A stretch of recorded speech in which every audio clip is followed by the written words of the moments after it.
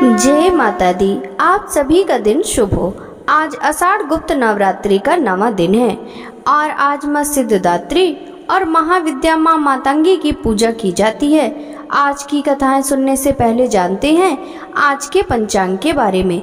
आज दिनांक है 4 जुलाई और दिन है शुक्रवार। आज 9वीं तिथि शाम 4:31 तक रहेगी।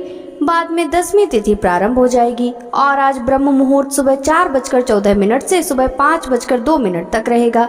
आज सूर्योदय होगा सुबह 5:50 पर। सूर्यास्त होगा शाम 7:12 पर और आज सर्वार्थ सिद्धि योग बन रहा है।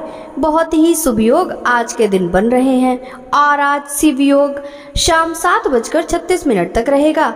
बाद में सिद्ध योग प्रारंभ हो जाएगा। इसके अलावा अश्लेषा नक्षत्र शाम 4:50 तक रहेगा। बाद में स्वाति नक्षत्र प्रारंभ हो जाएगा। अमृत काल सुबह 9:37 से सुबह 11:25 तक रहेगा। अभिजीत मुहूर्त दोपहर 12:04 से दोपहर 12:58 तक रहेगा। राहु काल सुबह 10:30 से दोपहर 12 बजे तक रहेगा। गुप्त नवरात्रि में अष्टमी और नवमी तिथि को आप गुप्त रूप से कन्या पूजन कर सकते हैं, लेकिन गुप्त नवरात्रि में पूरे 10 दिनों तक आपको पूजा करनी चाहिए। 10 महाविद्याओं की पूजा करके ही आपको व्रतों का समापन करना चाहिए, तभी व्रत का पूर्ण फल प्राप्त होता है। अब गुप्त नवरात्रि पर्व समाप्ति की ओर है। आज गुप्त नवरात्रि का 9वां दिन है और आज महाविद्या मां मातंगी की पूजा का विधान है। गुप्त नवरात्रि में जो लोग भी गुप्त नवरात्रि के पूरे उपवास रखते हैं, उन्हें पूरे 10 दिन की पूजा करके यानी 10 महाविद्याओं की पूजा करके फिर कन्या पूजन करना चाहिए। और गुप्त नवरात्रि में प्रकट रूप से कन्या पूजन नहीं किया जाता, यानी कि सबको बताकर सबको दिखाकर कन्या पूजन भी नहीं किया जाता। इस बात का आप विशेष ध्यान रखें। वैसे तो आप प्रकट नवरात्रि में अष्टमी या नवमी के दिन कन्या पूजन करते होंगे, लेकिन आपको गुप्त नवरात्रि में 10वें दिन ही आपको अपने व्रतों का समापन करना चाहिए। उससे पहले व्रतों की समाप्ति आपको नहीं करनी चाहिए। जो लोग भी नवरात्रि के इस नियम का पालन करते हैं, उन्हें ही गुप्त नवरात्रि की पूजा का या रखे गए उपवासों का फल प्राप्त होता है। 10वें दिन महाविद्या कमला देवी की पूजा के साथ ही आप नवरात्रि व्रत का पालना कर सकते हैं और आपको व्रत का पालना करने वाले दिन यानी कन्या पूजन जिस दिन आपको करना होगा, उस दिन आप अपने घर पर कन्याओं को आमंत्रित न करके आसपास के किसी भी मंदिर पे कन्याओं के लिए जो भी आपने भोग प्रसाद बनाया है, या आप ऐसा नहीं कर सकते हैं तो जो भी दक्षिणा आदि है वह मंदिर की दान पेटी में गुप्त रूप से दान में दे सकते हैं। या आसपास की छोटी छोटी कन्याएं होती हैं, निर्धन कन्याएं होती हैं, आप उनको भी उनकी जरूरत का सामान साथ में कोई फल या मिठाई गुप्त रूप से दान में दे सकते हैं, ताकि उन्हें भी पता ना चले कि आपने गुप्त नवरात्रि के उपवास रखे हैं। ध्यान रखें कि आप कन्याओं के पैर छूकर उनका आशीर्वाद लेना ना भूलें। अगर आसपास कन्याएं ना मिले तो आप नवरात्रि की पूजा के बाद 10 छोटी छोटी सी पूड़ियाँ या 10 फल आप गौ माता को खिलाकर भी व्रत का पालना कर सकते हैं। हमारे शास्त्रों में गुप्त नवरात्रि को बहुत ही शुभ और महत्वपूर्ण माना जाता है। कहते हैं कि जो भी मनोकामना आपकी प्रकट नवरात्रि के व्रतों से पूरी नहीं होती, वह मनोकामना यदि सच्चे मन से गुप्त नवरात्रि में पूजा करके प्रार्थना की जाए तो बहुत जल्दी पूर्ण हो जाती है। गुप्त नवरात्रि में रखे गए उपवासों में बहुत शक्ति होती है। जो लोग उपवास रखने में समर्थ नहीं है, वे पूरे 10 दिन तक सभी महाविद्याओं की विधि विधान से पूजा करके व्रत की कथा अवश्य पढ़ें या सुने। 10वें दिन प्रथम महाविद्या से लेकर अंतिम महाविद्या का आपको स्मरण करना चाहिए। पूजा पाठ या रखे गए उपवास में हुई गलतियों के लिए क्षमा याचना करनी चाहिए। गुप्त नवरात्रि के 9वें दिन महाविद्या मातंगी की पूजा का विधान है और मां मातंगी 10 महाविद्याओं में 9वीं महाविद्या है। मान्यताओं के अनुसार जो भी व्यक्ति गुप्त नवरात्रि के 9वें दिन महाविद्या मां मातंगी की पूजा आराधना करता है, उसे सभी प्रकार की सिद्धियों की प्राप्ति हो जाती है। महाविद्या मातंगी अपने भक्तों के सारे कष्टों को दूर कर उन्हें सौभाग्य का आशीर्वाद देती है। महाविद्या मातंगी को वाणी और संगीत की अधिष्ठात्री देवी माना जाता है, इसलिए खास तौर पर संगीत से या कला से जुड़े हुए लोगों को महाविद्या मातंगी की पूजा करनी चाहिए। इसके अलावा इन्हें स्तंभन की देवी भी माना जाता है। शास्त्रों के अनुसार महाविद्या मातंगी की पूजा करने से दाम्पत्य जीवन सुखद रहता है। जो भी मनुष्य श्रद्धा पूर्वक इनकी पूजा आराधना करता है, उसे गृहस्थ जीवन के सभी सुख मिलते हैं। महाविद्या मातंगी अपने भक्तों की सभी मनोकामनाओं को पूरा करने का आशीर्वाद देती हैं। महाविद्या मातंगी की पूजा का मंत्र है ओम क्रिंग हिंग मातंगी क्रिंग हिरिंग स्वाहा। सच्चे मन से इस मंत्र का जाप करने से सभी सुखों की प्राप्ति होती है। शास्त्रों के अनुसार देवी मातंगी के प्रादुर्भाव से संबंधित कथा। शक्ति संगम तत्व के अनुसार एक बार भगवान विष्णु और उनकी पत्नी लक्ष्मी जी भगवान शिव तथा सती से मिलने हेतु कैलाश पर्वत गए, जहां भगवान शिव तथा सती जी का निवास स्थान है। भगवान विष्णु अपने साथ खाने की कुछ सामग्री अपने साथ ले गए तथा शिव जी को भेंट की। शिव तथा सती जी ने उपहार स्वरूप प्राप्त हुए वस्तुओं को खाया।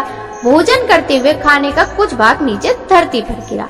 परिणाम स्वरूप उन गिरे हुए भोजन के भागों में एक श्याम वर्ण वाली दासी ने जन्म लिया, जो मातंगी नाम से विख्यात हुई। देवी का प्रादुर्भाव उच्छिष्ट भोजन से हुआ। परिणाम स्वरूप देवी का संबंध उच्छिष्ट भोजन सामग्रियों से है तथा इन्हीं उच्छिष्ट वस्तुओं से देवी की आराधना होती है। देवी उच्छिष्ट मातंगी के नाम से जानी जाती है। एक बार देवी पार्वती ने अपने पति भगवान शिव से अपने पिता हिमालय राज के यहाँ अपने माता पिता से मिलने की अनुमति मांगी, परंतु भगवान शिव नहीं चाहते थे कि वे उन्हें अकेले छोड़कर जाएं। परंतु शिव जी के सम्मुख बार बार प्रार्थना करने पर उन्होंने देवी को अपने पिता हिमालय राज के यहाँ जाने की अनुमति दे दी। साथ ही शिव जी ने एक शर्त भी रखी कि वे शीघ्र ही माता पिता से मिलकर वापस कैलाश आ जाएंगी। तदंतर पार्वती की माता ने एक बगुला भेजा अपनी पुत्री पार्वती को कैलाश से लेने हेतु। कुछ दिन पश्चात भगवान शिव बिना पार्वती के विरक्त हो गए तथा उन्हें वापस लाने का उपाय सोचने लगे। शिव जी ने अपना भेष एक आभूषण के व्यापारी में बदल लिया और हिमालय राज के घर गए। शिव जी इस भेष में देवी पार्वती की परीक्षा लेना चाहते थे। वे पार्वती के सम्मुख गए और अपनी इच्छा अनुसार आभूषणों का चुनाव करने के लिए कहा। पार्वती जी ने जब कुछ आभूषणों का चुनाव कर लिया, शिवजी ने आभूषण के मूल्य के बदले उनसे संभोग करने की इच्छा प्रकट की। देवी पार्वती अत्यंत क्रोधित हुई तथा अपनी अलौकिक शक्तियों से उन्हें पहचान लिया। तदंतर देवी संभोग हेतु तैयार हो गयी तथा व्यापारी ने कुछ दिनों बाद आने का निवेदन किया। कुछ दिनों पश्चात देवी पार्वती भी भेष बदलकर शिव जी के सम्मुख कैलाश पर्वत पर गयी। भगवान शिव अपने नित्य संध्योपासना के तैयारी कर रहे थे। देवी पार्वती लाल वस्त्र धारण कर बड़ी बड़ी आंखें कर श्याम वर्ण तथा दुबले शरीर से युक्त अपने पति शिव जी के सम्मुख प्रकट हुई। भगवान शिव ने देवी से उनका परिचय पूछा। देवी ने उत्तर दिया कि वह एक चांडाल की कन्या है तथा तपस्या करने आई है। भगवान शिव ने देवी को पहचान लिया तथा कहा वो तपस्वियों को तपस्या का फल प्रदान करने वाले हैं। ये कहते हुए उन्होंने देवी का हाथ पकड़ लिया और प्रेम में मग्न हो गए। तत्पश्चात देवी ने भगवान शिव से वर देने का निवेदन किया था तथा शिव ने उन्हें इसी रूप चंडाली से अवस्थित होने का आशीर्वाद प्रदान किया तथा कई अलौकिक शक्तियाँ प्रदान की। नारद पंच रात्र के अनुसार कैलाशपति भगवान शिव को चांडाल तथा देवी शिवा को ही उच्छिष्ट चांडालनी कहा गया है। एक बार मातंग मुनि ने सभी जीवों को वश में करने हेतु नाना प्रकार के वृक्षों से परिपूर्ण वन में देवी श्री विद्या त्रिपुरा की आराधना की। मातंग मुनि के कठिन साधना से संतुष्ट हो देवी त्रिपुर सुंदरी ने अपने नेत्रों में एक श्याम वर्ण की सुंदर कन्या का रूप धारण किया। इन्हें राज मातंगी कहा गया तथा ये भी देवी मातंगी का ही एक स्वरूप है। तभी देवी मतंग कन्या के नाम से भी जानी जाती हैं। देवी के सम्मुख बैठा तोता ही वर्ण का उच्चारण करता है, जो बीछाचर का प्रतीक है। कमल सृष्टि का संग पात्र ब्रह्मरथ मधु अमृत सुख या तोता शिक्षा का प्रतीक है। बोलिए माँ मातंगी की जय। एक अन्य कथा के अनुसार प्राचीन समय में एक महान तपस्वी मतंग मुनि ने घोर तपस्या कर देवी को प्रसन्न किया। उनकी भक्ति से प्रसन्न होकर माता ने उन्हें दर्शन दिए और आशीर्वाद दिया कि जो भी सच्चे मन से उनकी साधना करेगा वह वाणी, संगीत और विद्या में महानता प्राप्त करेगा। इस कथा से यह संकेत मिलता है कि माता मातंगी न केवल संगीत और कला की देवी हैं, बल्कि वे एक रहस्यमयी तांत्रिक शक्ति भी हैं, जो अपने भक्तों को सिद्धियां प्रदान करती हैं। माँ मातंगी की पूजा और साधना। माँ मातंगी की साधना मुख्य रूप से तंत्र मार्ग से की जाती है। इन्हें प्रसन्न करने के लिए बहुत से उपाय हैं। जैसे कि माँ मातंगी का मंत्र जप है, ओम ह्रीं क्लीं हूं मातंग्यै फट स्वाहा। माँ मातंगी की पूजा विधि। माँ मातंगी को हरे रंग के वस्त्र और सुगंधित फूल चढ़ाए जाते हैं। संगीत, वाद्य यंत्र और विद्या की वस्तुएं देवी को अर्पित की जाती हैं। उन्हें शहद, मीठा भोजन और नारियल अर्पित करना शुभ माना जाता है। जो व्यक्ति संगीत, कला, लेखन या कला में सिद्धि प्राप्त करना चाहता है, उसे माँ मातंगी की साधना करनी चाहिए। यह साधना वाणी में अद्भुत प्रभावशाली शक्ति प्रदान करती है। साधकों को मानसिक शांति, ध्यान की गहराई और आध्यात्मिक उन्नति प्राप्त होती है। माँ मातंगी की तांत्रिक साधना अत्यंत प्रभावशाली मानी जाती है। इसे विशेष रूप से रात्रि के समय, विशेषकर अष्टमी, नवमी, पूर्णिमा या अमावस्या को किया जाता है। तांत्रिक ग्रंथों में कहा गया है कि माँ मातंगी की साधना से व्यक्ति को अद्वितीय वाणी सिद्धि प्राप्त होती है, जिससे वह अपनी वाणी से दूसरों को प्रभावित कर सकता है। ऐं ह्रीं श्रीं मातंग्यै फट स्वाहा, यह माँ मातंगी का तांत्रिक मंत्र है। यह मंत्र विशेष रूप से तांत्रिक साधकों द्वारा प्रयोग किया जाता है। माँ मातंगी का अन्य देवियों के साथ संबंध है, जैसे कि माँ सरस्वती से। माँ मातंगी को तांत्रिक सरस्वती माना जाता है। जहाँ माँ सरस्वती शास्त्रीय ज्ञान और शुद्धवाणी की देवी हैं, वहीं मातंगी गूढ़, रहस्यमयी और तांत्रिक ज्ञान प्रदान करती हैं। काली और तारा से भी माँ मातंगी का संबंध है। माँ मातंगी काली और तारा की ही तरह उग्र स्वरूप में पूजी जाती हैं। यह तीनों देवियां मायावी शक्तियों और तांत्रिक सिद्धियों से जुड़ी हुई हैं। माँ मातंगी की उपासना से व्यक्ति की वाणी में आकर्षण और शक्ति आ जाती है। संगीत, नृत्य, लेखन और कला के क्षेत्र में भी उन्नति प्राप्त होती है। मानसिक शुद्धता और ज्ञान में वृद्धि होती है। जीवन की कठिनाइयों को पार करने की शक्ति मिलती है। माँ मातंगी साधना करने से व्यक्ति को न केवल सांसारिक विद्या और वाणी की शक्ति प्राप्त होती है, बल्कि वह आत्मज्ञान और आध्यात्मिक उन्नति भी प्राप्त कर सकता है। उनकी साधना उन लोगों के लिए विशेष रूप से लाभदायक मानी जाती है जो वाणी, संगीत, लेखन, तंत्र और कला के क्षेत्र में उन्नति प्राप्त करना चाहते हैं। माँ मातंगी चालीसा। मातंगी जय महिमा अपार, ज्ञान वाणी की दे उपहार। शरण तुम्हारी जो जन आए, सकल मनोरथ सहज ही पाए। जय मातंगी जय जय माता, ज्ञान विज्ञान की है तू दाता। हर शुभ वाणी तेरा वरदान, विद्या बुद्धि की तू पहचान। हरिहर ब्रह्मा करे गुणगान, सारस्वती शक्ति का तू प्रमाण। तू ही वीणा की झंकार, तू ही शब्दों की झंकार। तेरे गुण गाए नर नारी, तू ही भवसागर की तरणहारी। उग्र रूप धर कर जब आई, त्रैलोक की सृष्टि बनाई। राक्षस जब अत्याचार बढ़ाते, मातंगी उन शीघ्र मिटाते। तेरी कृपा जिसे मिल जाए, ज्ञान वाणी में निखर वह पाए।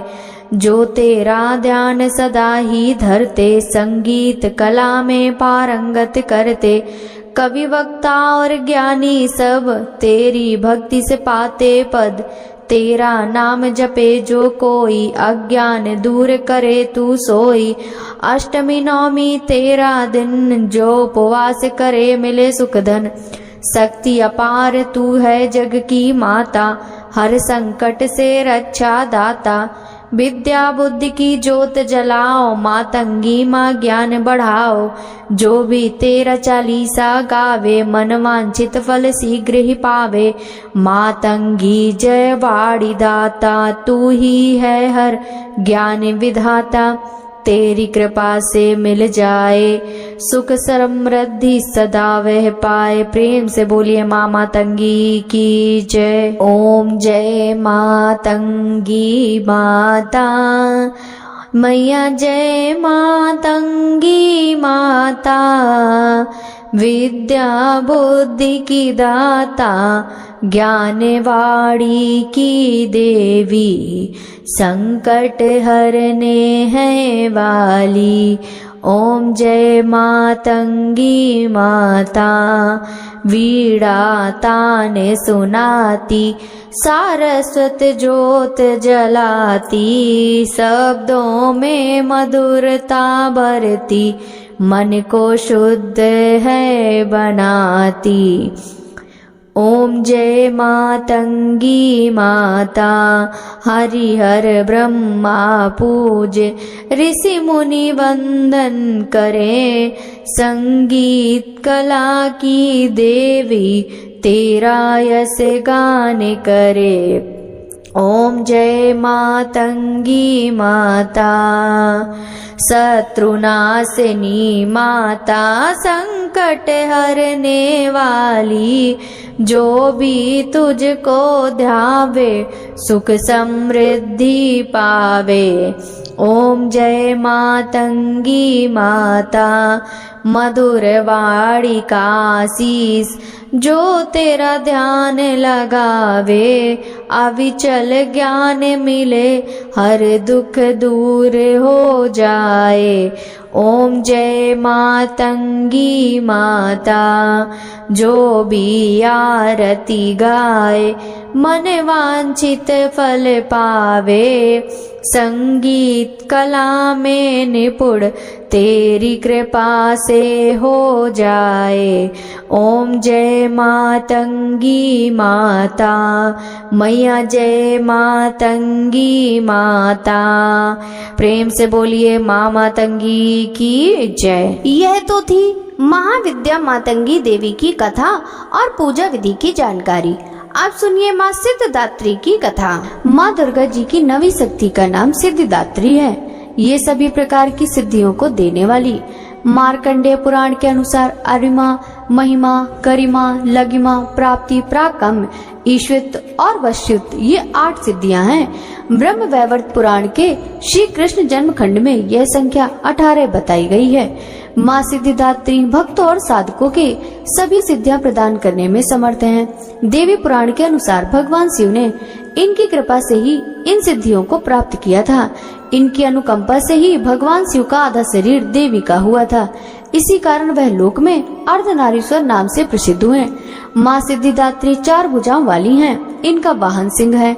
ये कमल पुष्प पर भी आसीन होती हैं। इनकी दाहिनी तरफ के नीचे वाले हाथ में चक्र, ऊपर वाले हाथ में गदा तथा बाईं तरफ के नीचे वाले हाथ में शंख और ऊपर वाले हाथ में कमल पुष्प है। नवरात्र पूजन के 9वें दिन इनकी उपासना की जाती है।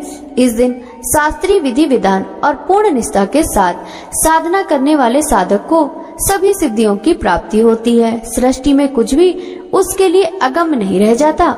ब्रह्मांड पर पूर्ण विजय प्राप्त करने की सामर्थ्य उसमें आ जाती है। प्रत्येक मनुष्य का यह कर्तव्य है कि वह माँ सिद्धिदात्री की कृपा प्राप्त करने का निरंतर प्रयत्न करे, उनकी आराधना की ओर अग्रसर हो। इनकी कृपा से अनंत दुख रूप संसार से निर्लिप्त रहकर सारे सुखों का भोग करता हुआ वह मोक्ष को प्राप्त कर सकता है। 9 दुर्गाओं में माँ सिद्धिदात्री अंतिम है। अन्य 8 दुर्गाओं की पूजा उपासना शास्त्रीय विधि अनुसार करते हुए भक्त दुर्गा पूजा के 9वें दिन इनकी उपासना में प्रवृत्त होते हैं। इन सिद्धिदात्री माँ की उपासना पूर्ण कर लेने के बाद भक्तों और साधकों की लौकिक पारलौकिक सभी प्रकार की कामनाओं की पूर्ति हो जाती है। लेकिन सिद्धिदात्री माँ के कृपा पात्र भक्त के भीतर कोई ऐसी कामना शेष बचती ही नहीं जिसे वह पूर्ण करना चाहे। वह सभी सांसारिक इच्छाओं, आवश्यकताओं और इस प्रभाव से ऊपर उठकर मानसिक रूप से माँ भगवती के दिव्य लोक में विचरण करता हुआ उनके कृपा रस पीयूष का निरंतर पान करता हुआ विषय भोग में शून्य हो जाता है। माँ भगवती का परम सानिध्य ही उसका सर्वस्व हो जाता है। इस परम पद को पाने के बाद उसे अन्य किसी भी वस्तु की आवश्यकता नहीं रह जाती। माँ के चरणों का यह सानिध्य प्राप्त करने के लिए हमें निरंतर नियम निष्ठ रहकर उनकी उपासना करनी चाहिए। माँ भगवती का स्मरण, ध्यान, पूजन हमें इस संसार की असारता का बोध कराते हुए वास्तविक परम शांतिदायक अमृत पद की ओर ले जाने वाला है। बोलिए माँ सिद्धिदात्री की जय। माँ सिद्धिदात्री की आरती। जय सिद्धिदात्री माँ तू सिद्धि की दाता, तू भक्तों की रक्षक, तू दासों की माता। तेरा नाम लेते ही मिलती है सिद्धि, तेरे नाम से मन की होती है सिद्धि। जय सिद्धिदात्री माँ तू सिद्धि की दाता, तू भक्तों की रक्षक तू दासों की माता। कठिन काम सिद्ध करती हो तुम, जभी हाथ सेवक के सिर धरती हो तुम। जय सिद्धिदात्री माता, तेरी पूजा में तो ना कोई विधि है, तू जगदम्बे दाती तू सर्व सिद्धि है। जय सिद्धिदात्री माँ, जय सिद्धिदात्री माँ। रविवार को तेरा सुमिरन करे तो तेरी मूर्ति को ही मन में धरे जो। जय सिद्धिदात्री माँ, जय सिद्धिदात्री माँ। तू सब काज उसके करती है पूरे, कभी काम उसके रहे ना अधूरे। जय सिद्धिदात्री माँ तू सिद्धि की दाता, तुम्हारी दया और तुम्हारी यह माया, रखे जिसके सिर पर मैया अपनी छाया। जय सिद्धिदात्री माँ, जय सिद्धिदात्री माँ। सर्व सिद्धि दाती वह है भाग्यशाली, जो है तेरे दर का ही अम्बे सवाली। जय सिद्धिदात्री माँ, जय सिद्धिदात्री माँ। हिमांचल है पर्वत जहाँ वास तेरा, महानंदा मंदिर में है वास तेरा। जय सिद्धिदात्री माँ, जय सिद्धिदात्री माँ। मुझे आसरा है तुम्हारा ही माता, भक्ति है सवाली तू जिसकी दाता। जय सिद्धिदात्री माँ तू सिद्धों की दाता, तू भक्तों की रक्षक तू दासों की माता। जय सिद्धिदात्री माँ तू सिद्धि की दाता।